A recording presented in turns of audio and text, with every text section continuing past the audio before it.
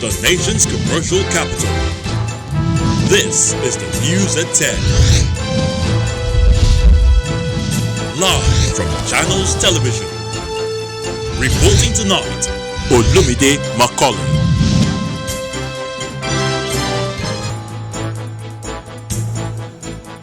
Hello and welcome. Tonight, police investigate attack on police station in Ibadan, the state capital, where an officer was shot dead.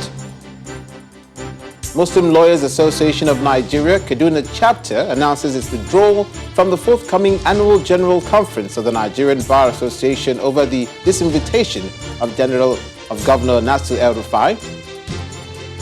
Nigeria's First Lady, Mrs. Aisha Muhammadu Buhari, returns from the United Arab Emirates after medical treatment, expresses gratitude to all Nigerians.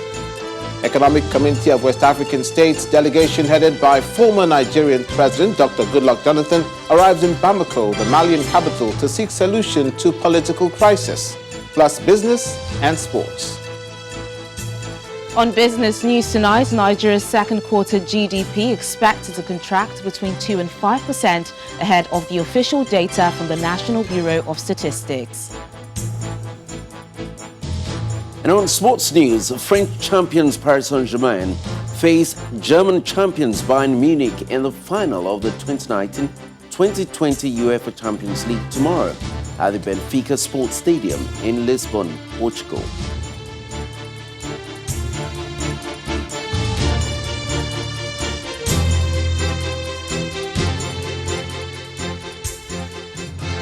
The police in Oyo State are investigating an attack on some of its officers attached to the Koloba police station, New Bodija, in Ibadan, the state capital, in which a corporal was shot dead. In a statement, the police public relations officer, Oyo State Command, Benga Fadigi, confirmed the attack, which occurred late on Friday night. An inspector of police also sustained gunshot wounds, while the station guard's AK-47 rifle was snatched. Our correspondent, Bukola Ariowo, reports. The bloodstains on the floor are all that was left of the struggle between the hoodlums and the police officers who were attacked. They were on duty and standing in front of the Calabar police station at about 9 p.m. on Friday, August 21st, when gunmen in an unmarked car opened fire on them with locally made rifles. One police officer escaped, 2 were shot in the process, leaving 1 injured and the other dead. And in the confusion that ensued, the hoodlums made away with 1 AK-47 rifle belonging to one of the officers who was on guard duty at the station. Some residents of the area gave an account of what transpired. I was sleeping and I wanted to do an online prayer around 10 o'clock. So I had set my alarm to wake me up around 9:40, 9:50 until I started hearing the gunshot, and I checked the time, it was 9 o'clock or 3 after 9. So I just woke up and I looked through my window. I saw this place scattered. I went for my children who were downstairs. They said that police were in action, that they want to go inside. I said, see what, this is not cartoon. So I took them to their room and we were all panicking. We put off our lights and everybody was lying flat because there was gunshots everywhere. We could hear sand, we could hear people groaning, and it was dark. I couldn't see much because I couldn't put on our own lights or the security, the fence lights to see what was happening. I really do not know what happened. I was in my brother's house when I heard gunshots. When I heard the gunshots, I thought it was a tire that burst, but I learned this morning it was gunshots. I heard that some robbers probably came to attack the station, but I didn't see them. With the attackers still at large, security operatives have launched a manhunt for them with the sole aim of bringing them to justice. Bukola Ariowo, Channels Television News. To security in Kaduna State, the Kaduna State government has relaxed the 24-hour curfew it imposed on Kauru and Zango Kataf local government areas of the state. A statement by the State Commissioner for Internal Security and Home Affairs, Samuel Arun, says the relaxation of the curfew was as a result of advice from security agencies about the persistent danger of attacks and reprisals, especially in Zango Kataf local government area. He explains that security also acknowledged that there are promising signs of serious efforts at conciliation between the Hausa and Fulani communities of Zango Kataf. In his words, as efforts to diminish peril to communities and promote peace continue, the Kaduna State government has accepted the recommendation to relax the curfew in Kauru and Zango Kataf local government areas. Curfew hours will now be from 6 p.m. to 6 a.m. effective from today. The commissioner says further that this decision completes the relaxation of the 24-hour curfew imposed from 11 June 2020 to help contain the security challenges initially in Kauru and Zango Kataf, but later extended to Jema local government area. The governor of Diffa town in Niger Republic, Isa Liman, and his Borno State counterpart, Babagana Zulum, have reiterated the need for a joint effort in the quest to defeat Boko Haram insurgents. Both governors spoke in Maiduguri, the Borno State capital, with Mr. Lamin leading a 50-man delegation on a courtesy visit to Governor Babagana Zulum at the government house. Mustafa, the Honorable Speaker, Borno State Republic. From there, the Vice President, Professor Yemi Oshibajo, has been speaking on the need to develop an effective synergy around the three arms of government as well as the representatives of the legal profession as a useful approach to confront the urgently required reform of Nigeria's administration of justice system. In a statement by the Senior Special Assistant to the President on Media and Publicity, he says the leadership of the legal profession, the executive, as well as the judiciary need to sit together and take a second look at some of these issues relating to the administration of justice. In his words, consequently, a definition of justice that focuses on the social and economic rights of the people is not only more meaningful, it is more just. These rights include the rights to food, shelter, employment, education, and a reasonable national standard of living, care for the elderly, pensions, unemployment benefits, and welfare for the physically challenged. In respect to the way rape is reported, Professor Oshibajo advocates a change of mindset as well as the legal system in dealing adequately and promptly with the menace. To politics, voting has taken place for the election of chairmen and councillors in the 18 local government areas of Ondo State, and results are being collated. Although the exercise is adjudged peaceful, the turnout of voters was relatively low in some of the areas monitored by our correspondent. 10 political parties participated in the exercise, with the exception of the People's Democratic Party and the Zenith Labour Party. With vehicular movement suspended, voters made it to polling units early enough to exercise their franchise in the Ondo State local government elections. Electoral officials were also timely to sort out voting materials in a last-minute, on-the-spot preparation. The presence of security personnel gave credence to the efforts put in place to ensure a peaceful atmosphere. We have supervisors going around monitoring our men on the ground. We have little issues here and there that we are managing, but everything is under control for now. We have done that for days, so our men are fully on the ground. This morning we even have assistance from Ekiti State Command, and we are using their men to augment the manpower that we have. Although the exercise was peaceful, the number of voters did not represent what many anticipated. The poor turnout was obvious across polling centers visited in Akure North, Akure South, and Ifedore local government areas.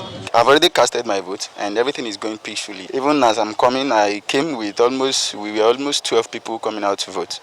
We've been answering them as we were told to, but we've not really had the massive turn up like that, but maybe they're still coming because there's still time. There's not been any violence and anything, so I think everybody's just, you can see around, there's no problem. Right now I'm in Akure South. I'm not in Akure anymore. I've run out from Akure just because of what I was saying. When I got to the old garage, I saw another vehicle that was they were holding machetes publicly. Ahead of the local government elections, 2 political parties backed out from participating. Ondo State people have seen government before. They have also seen this one. They are yearning for something better or something they have always known. So this is the reason. And we told them ab initio that we are not participating because they do not have capacity. They are not going to conduct any elections. The Ondo State Independent Electoral Commission is the umpire for the council elections. The management of the commission is yet to comment on the conduct, as efforts to reach its chairman have been futile. A Sokoto State Governor, Honorable Aminu Tambuwal, has described former President Chief Olusegun Obasanjo as a statesman who is still relevant for consultations on issues of governance and challenges of the country. Governor Tambuwal, who paid an unscheduled visit at the Olusegun Obasanjo Presidential Library, residence of the former president in Abeokuta, said Nigerians shall continue to learn from him. After emerging from a closed-door meeting with the former president, the governor also spoke on his administration's efforts at restoring stability in his state. It's always good for us to come around to see how he's doing, pay our normal homage and respect to him as a leader in this country, and consult him on very many issues of governance. And that's why we are here this afternoon. And we brought to him the greetings and felicitations of the people of Sokoto State. And we have continued, of course, to learn from him and to drink from his wealth of experience, from his fountain of knowledge on issues of governance and challenges of today. And we pray that God Almighty shall continue to keep him in good health, and may he and all of us survive this COVID-19 pandemic. We are really re-establishing peace in the northern part of the state where we've been having challenges of banditry. There is peace returning, and people are back to their farms and their villages. All of those, most of those who are in IDP camps are back to their villages and on their farmlands. And of course, we are doing our best as a government to ensure that we engender security, we provide development, job opportunities, and all of that. And in the Northwest region, the Kaduna State branch of Muslim Lawyers Association of Nigeria, MULAN, have announced its withdrawal from the forthcoming annual General Conference of the Nigerian Bar Association over the disinvitation of Governor Nasir El-Rufai as one of the speakers at the event. At a press conference in Kaduna, the group, through its chairman, Abbas Masanawa, insists that the withdrawal of Governor El-Rufai is based on unsubstantiated allegations and without fair hearing from the governor. He described the move as parochial, sentimental, and tainted with favoritism and ethno-religious consideration. The Mulan Kaduna branch is bewildered and disappointed at the unfortunate disinvitation of His Excellency Malam Nasiru Ahmad El-Rufai, Executive Governor of Kaduna State, to the Annual General Conference, AGC, of the Nigerian Bar Association 2020. The said decision of the NBA NEC is deemed by Mulan Kaduna branch as being parochial, sentimental, disuniting, and tainted with favoritism and ethno-religious considerations.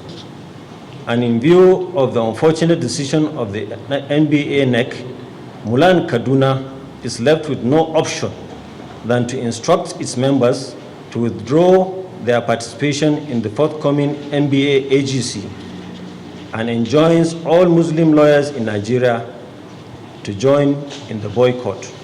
Mulan Kaduna branch reaffirms their support to Governor Nasir Ahmad El-Rufai in his efforts to stem the tide of insecurity in Kaduna State generally and southern Kaduna in particular. In part two, after the break, People's Democratic Party and All Progressives Congress ramp up campaign in Edo State ahead of the September 19th governorship poll. Please stay with us.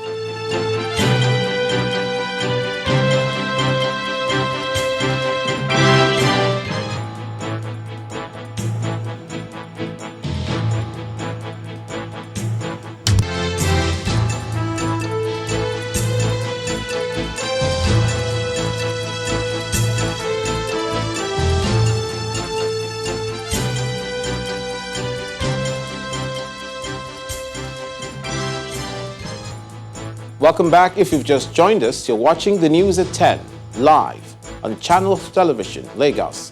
A reminder of our top stories. Police in Oyo investigate attack on police station in Ibadan, the state capital, where an officer was shot dead. Muslim Lawyers Association of Nigeria, Kaduna chapter, announces withdrawal from the forthcoming annual General Conference of the Nigerian Bar Association over the disinvitation of Governor Nasir El-Rufai. Nigeria's First Lady, Mrs. Aisha Muhammadu Buhari, returns from the United Arab Emirates after medical treatment, expresses relief. She also mentioned that the Nigerian Air Force flight which she was traveling in encountered severe turbulence, but was managed professionally by the captain and crew. Economic Community of West African State delegation headed by former Nigerian President Dr. Goodluck Jonathan arrived in Bamako, the Malian capital, to seek solution to political crisis. Plus business and sports. Our website, channelstv.com, has more information on our top stories and others. Subscribe and watch Channels Television's live stream on YouTube and other social media platforms using your mobile device browser, or download the Channels TV app for Android and iOS devices from their respective stores. You can also watch us via your smart TV platforms on Apple TV, Android TV, Fire TV, and Roku. The Minister of State for Petroleum, Mr. Timothy Silva, has revealed plans by the federal government to revamp the Port Harcourt refinery before the end of the year. Speaking in Uyo, the Akwa Ibom state capital, when he led board members of the Nigerian National Petroleum Corporation on a visit to the state governor, Mr. Ondo Emmanuel, at the government house, Mr. Silva explained that the government is worried about the present state of the nation's refineries, insisting that the sooner they're fixed, the better. We will rehabilitate at least one of these refineries within the shortest possible time. So we went to Port Harcourt Refinery because the program of rehabilitation is about to begin. The EPC will be in place by the fourth quarter of this year, and we are hoping that work on the rehabilitation of Port Harcourt Refinery will start next year, first quarter next year. Having done that, we proceeded to Uyo for one reason. Uyo is one very peaceful, scenic, and beautiful destination.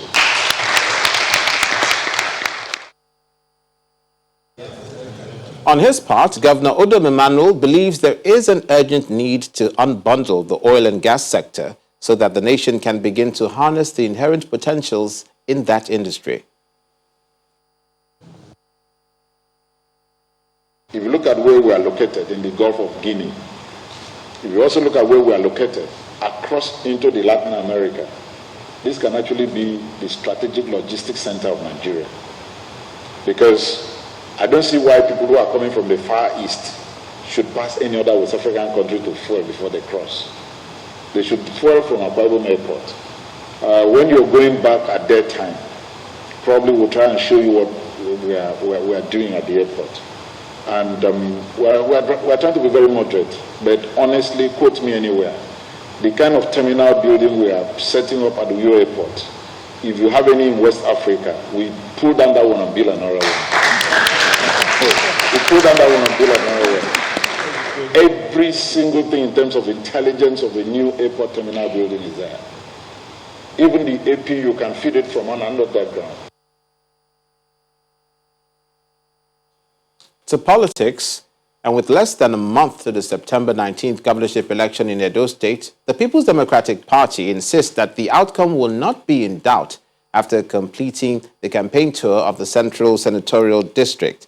Speaking to Channels Television at a rally ground in Esa, Central Local Government Area, some party leaders said the PDP have the best candidate in Governor Godwin Obaseki, who has achieved a lot in the last couple of years. It's the last day of electioneering in Esan land. The PDP concludes with Esan Central Local Government Area.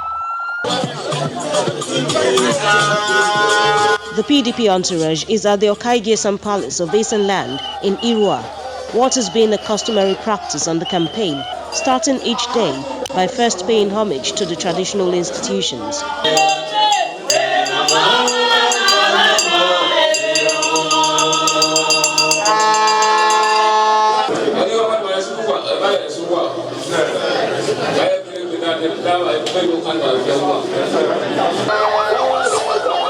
After receiving the blessings, it's straight to the rally grounds to meet supporters and well-wishers.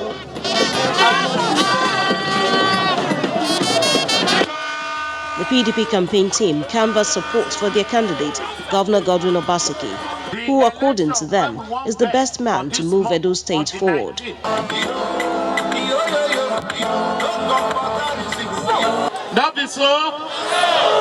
In his address, Mr. Obaseki says he's a man of his word, reminding the gathering of his commitments during the last governorship campaign, which have been met. I showed you a plan. I said, under me as governor, I will make sure that we complete the erosion control.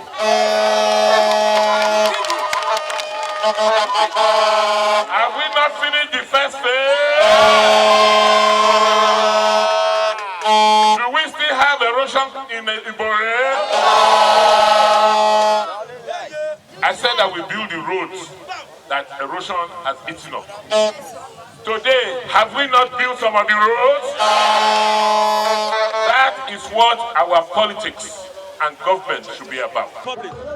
Some members of the campaign council gave more reasons why the votes should go to the PDP on election day. So far so good, we are doing our work well, and we believe that we are telling the public the right thing. For us, we believe that it is good to start a thing. It is better for one to complete that thing which he has started.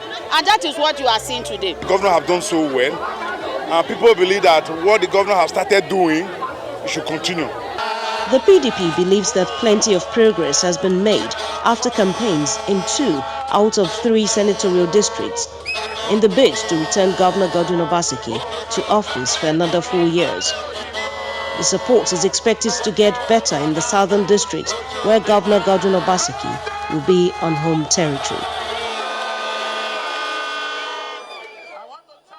Meanwhile, the All Progressives Congress, the APC, have asked the people of Orionwa local government area of Edo State to vote out the serving governor, Godwin Obaseki, for failing to keep his campaign promise of continuing with the development foundations laid by his predecessor, Adams Oshomole, in their area. The Edo State APC governorship candidate, Pastor Sage Ezeyamu, who said this during his ward-to-ward campaign to the local government, said he is more equipped to govern the state and also ready to deliver on his campaign promises, which are captured in his manifesto, The Simple Agenda.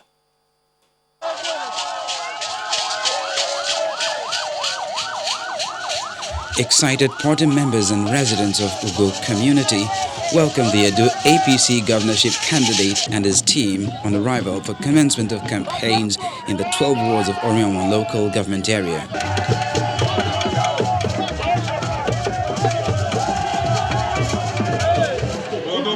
The team makes its first stop at the Enoge's Palace, where the APC candidate holds a private meeting with the traditional rulers from the local government before heading to the rally ground in Boko Ward 5.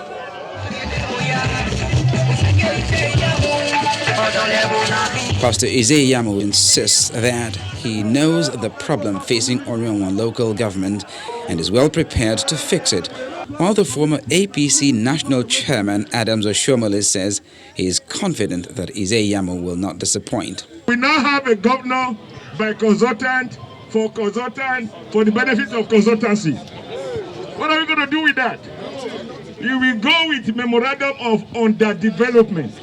I will bring a practical man who will use his brain, his intellect, and bring back the path of growth and development.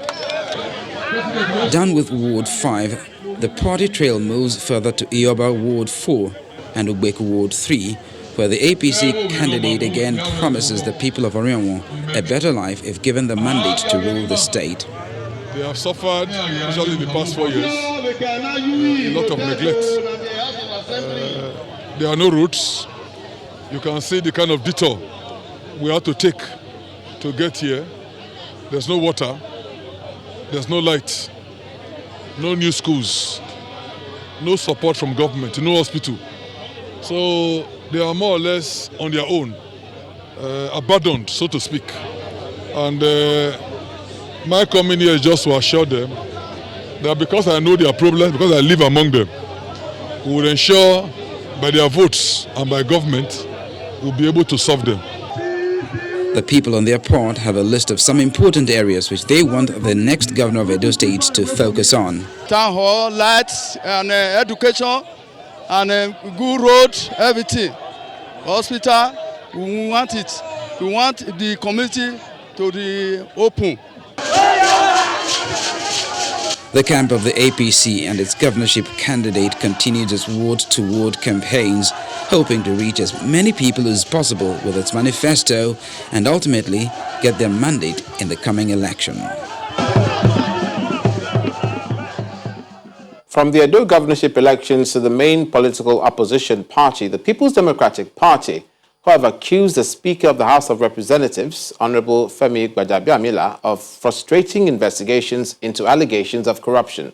The party, in a statement, insists that the decision of the leadership of the House to shut down the sitting of various committees carrying out investigations on the executive is a deliberate design to cover the stench of corruption. The PDP is calling Mr. Femi Gbajabiamila to stop circumventing the statutory duties of the House of Representatives and placing of wedges in the way of the fight against corruption by the legislature. The PDP describes the shutdown order by the APC leadership of the House of Representatives as a clear example of corruption fighting back from within the government circle, which must be condemned by all Nigerians.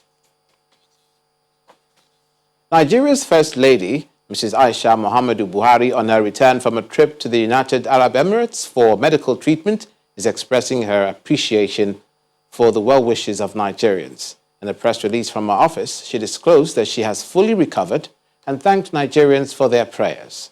She also mentioned that the Nigerian Air Force flight which she was traveling in encountered severe turbulence but was managed professionally by the flight captain and crew. Mrs. Buhari calls on healthcare providers to take advantage of the federal government's initiative through the Central Bank of Nigeria guidelines for the operation of 100 billion naira credit support for the health sector, as was contained in a circular dated March 25, 2020, to the commercial banks. The Minister of Health is seeking private sector collaboration, meanwhile, in order to drive a national emergency medical services and ambulance systems. Dr. Osage Anire outlined these plans while speaking at a joint meeting with the Guild of Medical Directors and the Association of Private Medical Practitioners of Nigeria in Abuja. The minister notes that the initiative will help to lift some barriers between the patients and the caregivers during an emergency.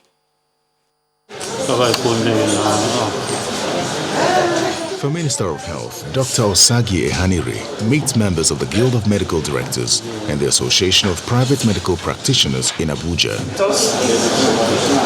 The meeting, which is at the instance of the minister, is to fine-tune the modalities for the takeoff of a national emergency medical service and ambulance system, an intervention which the minister says will compensate for the existing deficiencies in the system. In many attempts to develop the health sector, the agreement that was reached for 50% Abuja declaration to the health sector was very difficult to fulfill for practical reasons. And if you ask, they tell you Nigeria has deficits everywhere. We are the country, we have made a lot of money from oil, but we have deficits, infrastructure deficits everywhere. There is not one factory or industry that's set up here that's working today, whether it's the steel mill, the refinery. We just have not been able to get anything going in this country. And therefore, there's a lot to catch up. When fully implemented, this life-saving intervention will provide ambulance, first aid and referral services to patients who call in during emergencies. But this will not happen without a cost. Some of the complaints we have here now is that there are patients with acute respiratory distress, probably from COVID. They go to a hospital, they are told, no, that's not the one. They go to about 3 or 4. At the end of the day, the people will not survive. They don't get help anywhere.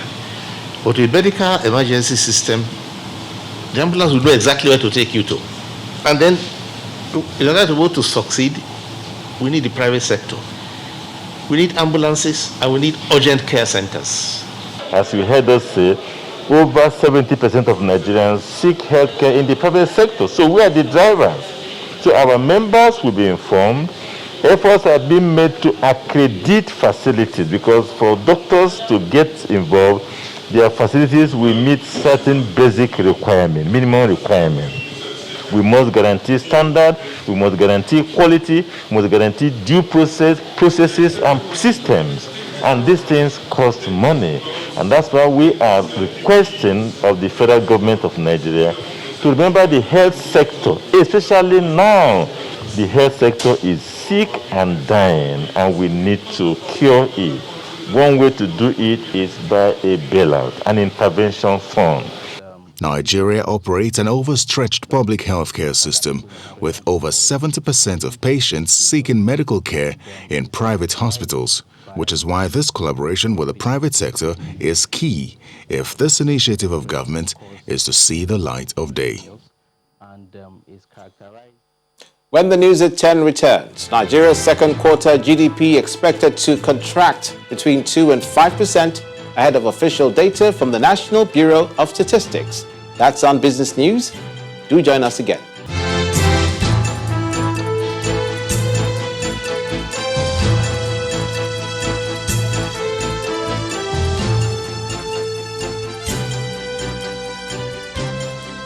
Welcome back. The governor of Ebonyi State, David Umahi, says he plans to bequeath a qualitative healthcare delivery system to the people of the state by the time he steps down from office in 2023. According to him, the desire to fulfill that promise is the reason for the massive investment in that sector. One of the campaign promises of Governor Dave Umahi to the people of Ebonyi State while seeking their mandate is to invest heavily in the health sector and make the state a health tourist hub in the southeast as well as Nigeria. And in the last 5 years, the government has invested heavily in the renovation, upgrade and the construction of health facilities across the state. There is no rest for me and my team for the next 3 years.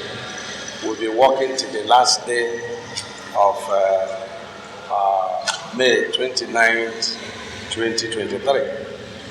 This is the promise we made to Ebonyi people, and this is what we're going to do.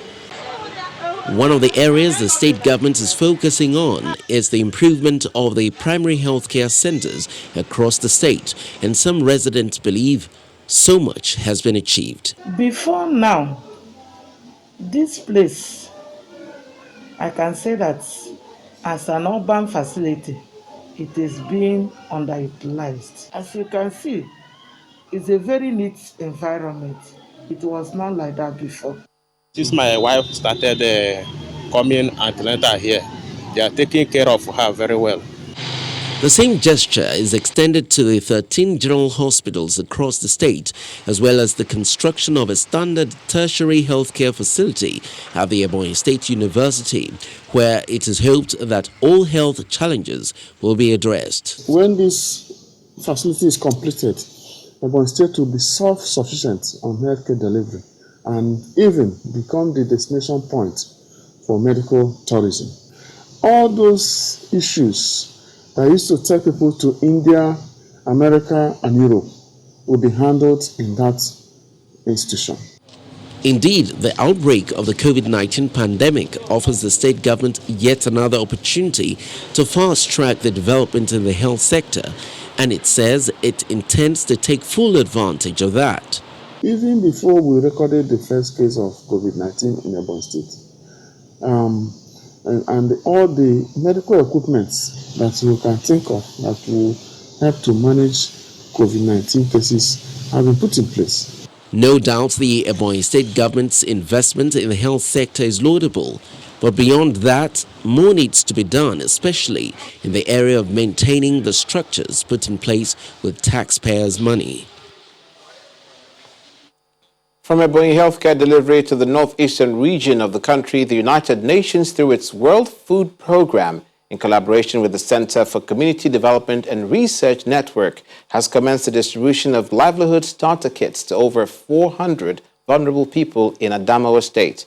This intervention is targeted at victims of insurgency across troubled communities in the northeast, including Michika and Madagali local government areas, which have been worst hit. The effects of the insurgency that plagued the northeast have been far-reaching, especially for Michika and Madagali communities, where some have been displaced and others uncertain of where their next meal will come from. But there is some form of relief for the residents of these communities, as humanitarian donors with support from the United Nations World Food Programme are here to assist with the distribution of livelihood starter kits for over 400 people. So far, we have reached 19,365 vulnerable individuals through life-saving and life-changing initiatives. The donations are given to beneficiaries who have been trained in vocational skills such as food processing, tailoring, barbing, shoemaking, carpentry, among others. The rehabilitation and commissioning of some infrastructure development projects, including a primary health center and market stalls, is also expected to meet their priority needs. These are people that are in dear need.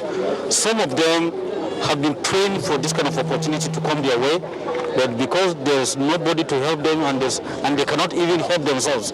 So with this now, they are going to start life all over again, and of course it's very, very important to them because life will never be the same again. The beneficiaries are relieved to get some succor. We are saying thank you so much for helping us. In fact, we can't say much, but we thank you so much.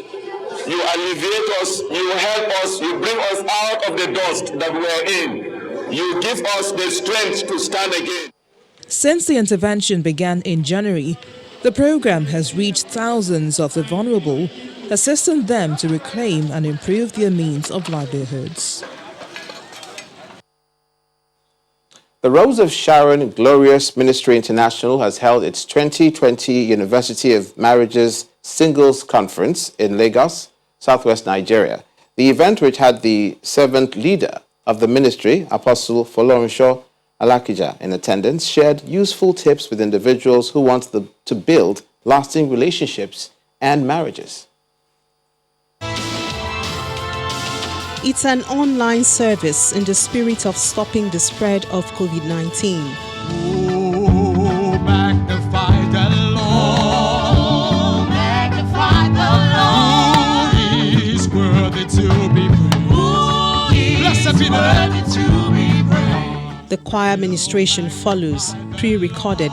In the name of Jesus, it shall be well. Then the host, Apostle Folorunsho Alakija, on her knees to commit the event to God as the second University of Marriage Singles Conference commences.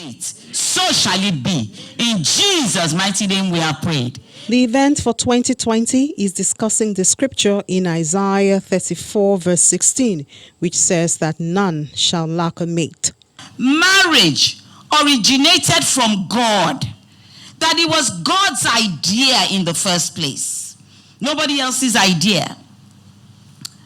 And he desires that we should find our life partners, settle into marriage, and procreate. Expanding on the topic, the senior pastor of Harvester International Christian Center, Bolaji Doe, takes the podium discussing the stumbling blocks to finding love.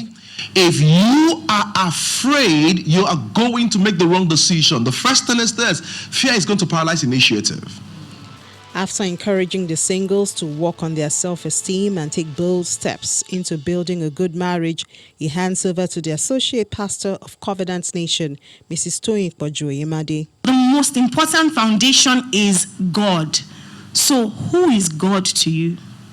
You know, there's some people you can't even pay them compliments. It's lack of self-love. Then the set is rearranged to accommodate all three speakers and a moderator, Dr. Toyin Oluleye. This time, the comments and questions from the participants who've been watching on the various platforms of Rose of Sharon Glorious Ministry International are accommodated. Jide says, your team, none shall lack a mate.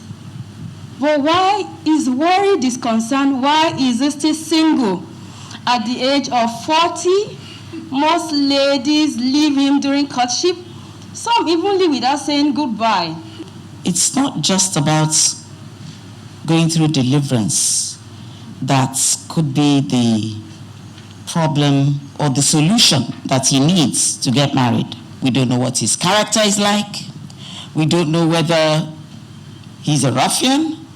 As the questions keep pouring in from the social media handles, the speakers offer advice on what they think are appropriate decisions to take as individuals seek to meet and win love in their lives. To the education sector, the acting Vice-Chancellor of the University of Lagos, Professor Omololu Soyombo, has announced that he is stepping down from the position. Professor Soyombo was appointed acting VC of the institution after the governing council, headed by the Pro-Chancellor, Mr. Wale Babalaki, removed Oluwatoyin Ogundipe on August the 12th. This announcement in a statement follows a directive on Friday from President Muhammadu Buhari ordering Professor Ogundipe and Mr. Babalaki to step aside and allow the Senate of the university to nominate an acting Vice-Chancellor. Professor Soyombo says he is stepping down with immediate effect in obedience to the directive of the President. And now for business news, here's Teniola Shobowale.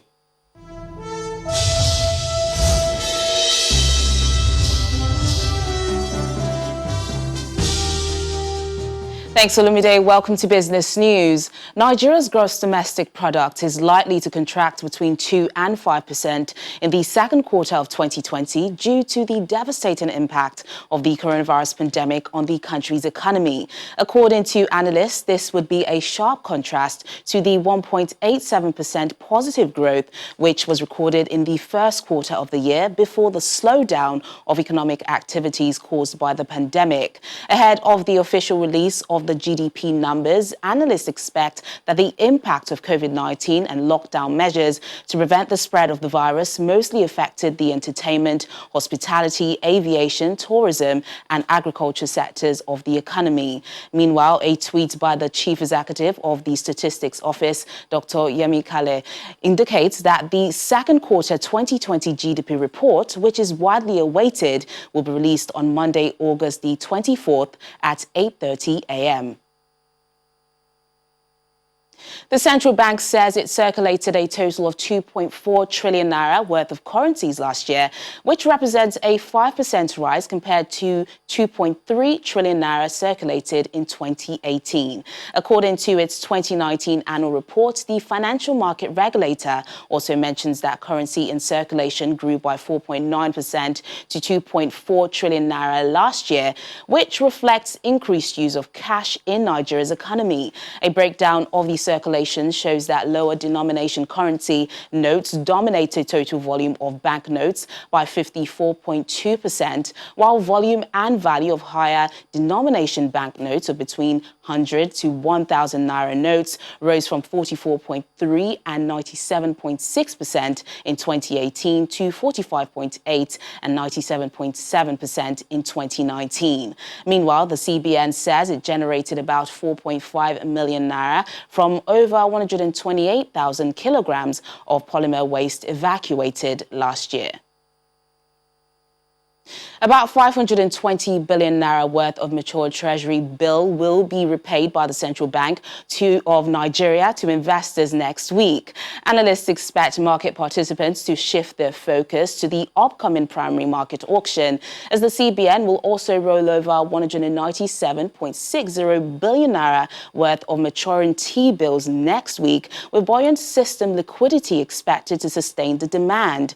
Meanwhile, at the OMA auction this week, the CBN offered T-bills worth 80 billion naira to investors, with allotments of 7.50 billion naira of the 96-day, 15 billion naira for 180-day, and 50 billion naira of the 355-day tenure at stop rates of 4.90%, 7.71%, and 8.94% each.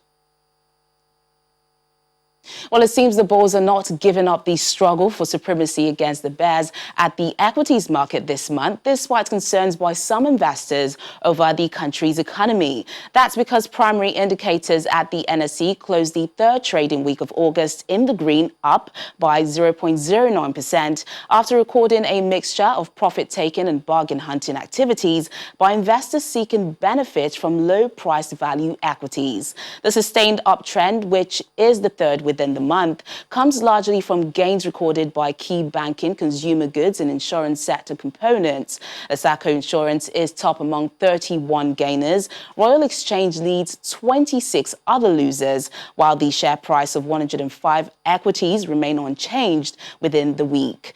Meanwhile, total volume of share traded was lower at 950.41 million units, while the share of Zenith, GT Bank and Transcorp added 31.45% and 47.03% to the overall volume and value turnover for the week. And that's business news tonight. It's back to you, Olumide.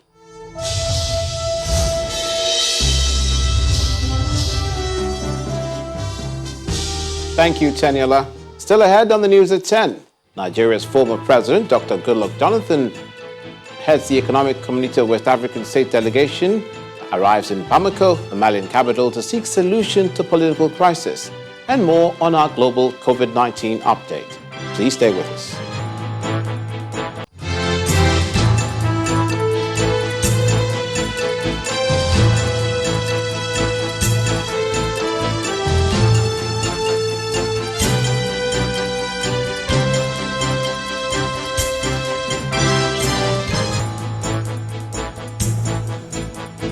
Welcome back. A delegation of West African leaders headed by former Nigerian President Dr. Goodluck Jonathan has arrived in the Malian capital of Bamako on a mission to restore order after a military coup. The delegation was set up by the Economic Community of West African States following the political crisis rocking Mali and Ibrahim Keita's resignation. Dr. Jonathan, who is ECOWAS Special Envoy to Mali, had visited Mali in July to mediate on the crisis. Another ECOWAS delegation, including current Nigerian President Muhammadu Buhari, also visited the country for discussions on restoring peace, but the talks did not yield results. Appreciate what is happening in Mali, and ECOWAS want the best for the country. And we are here to discuss with all the key stakeholders. And I believe at the end of the day, we'll come up with something that is best for the people and is good for ECOWAS and it's good for the international community.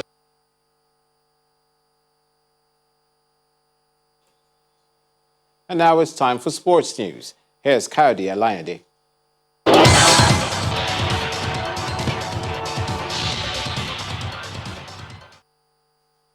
Thank you, Olumide. Welcome to Sports News.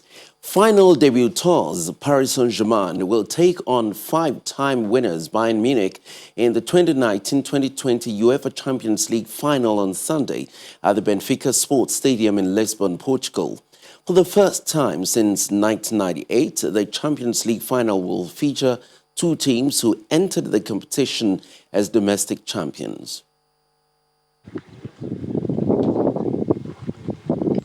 Could this finally be the breakthrough for Paris Saint-Germain? All the millions of euros spent by the club's wealthy owners has been aimed at conquering Europe, and now they are just one game away from history. For years, the French side choked on the big stage, but perhaps helped by no crowds to heighten their nerves and in the one-game format owing to the COVID-19 pandemic.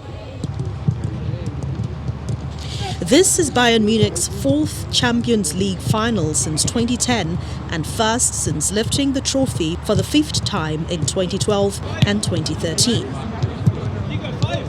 Bayern Munich and Paris Saint-Germain have met 8 times previously, all in the UEFA Champions League group stages. Paris SG have won 5 of those matches, with Bayern winning the other 3, including the most recent game in December 2017. Bayern Munich will surely rely on their scoring machine Robert Lewandowski, as the Polish international has contributed a season's best 15 goals and needs 2 more in the final to match Cristiano Ronaldo's single-campaign UEFA Champions League record of 17. Paris Saint-Germain boasts of their inspirational forward Neymar, and for the first time the Brazilian star has been injury-free in the knockout phase since joining the club in 2017. The trophy ceremony will be held after the final whistle on the pitch at the Benfica Sports Stadium in Lisbon, Portugal. Meanwhile, Sevilla fans crowded into local bars to cheer their side onto a roller coaster 3-2 win over Inter Milan to clinch their 60th Europa League title. Social distancing measures seemed a distant memory when hugs, high fives and chants erupted, while other fans took to their cars to celebrate the win, waving flags and honking their horns as they made their way through the city. Police had blocked the access to the Puerta de Jerez fountain, where fans traditionally gather to celebrate important wins, but handfuls of crowds still manage to gather just right there. And Leicester City have launched a professional women's team starting next season as part of their long-term strategy to develop young talent in the region. King Power International, Leicester's parent company, have agreed to acquire the independently established Leicester City Women's Football Club, which was formed in 2004. The women's outfit will join the men's football operations after the English Football Association approved the transfer of the team's license to play in the Women's Championship.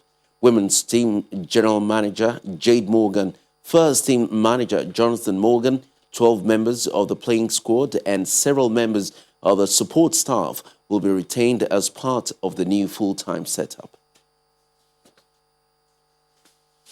And that will be all on sports news. Many thanks for watching. Olumide is back in just a moment. Thank you, Kayode. The World Health Organization has issued guidance saying that children over the ages of 12 should wear masks in line with recommendations practiced for adults in the countries of their areas. It admits little is known about the children transmitting the virus, but cites evidence that teenagers can infect others in the same way as adults. More than 800,000 people have now died with coronavirus worldwide, and at least 23 million cases of infection have been registered. Here's more on latest developments on our COVID-19 Global Update. The World Health Organization has updated its guidance to recommend children aged 12 and above wear face masks under the same conditions as adults, in particular when they cannot guarantee a distance of at least 1 meter from others and there is widespread transmission in the area.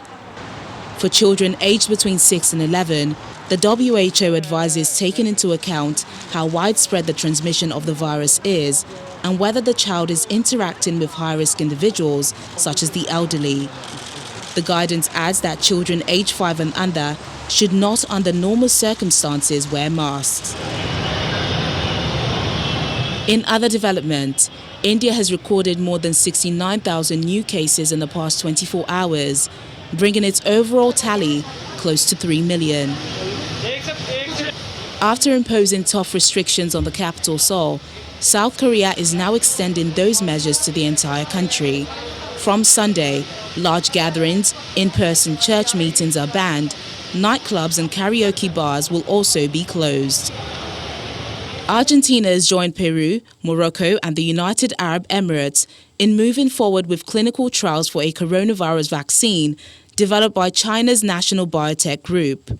CNBG is seeking research participants from other countries for testing as cases within China's own borders dwindle.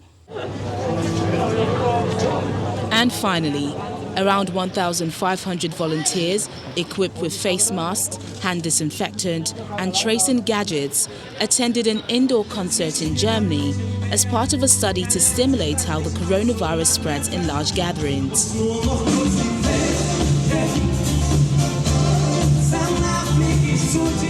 As part of the so-called Restart 19 study, researchers from the University Medical Center in Hell want to find out how cultural and sporting events can safely take place without posing a risk to the population.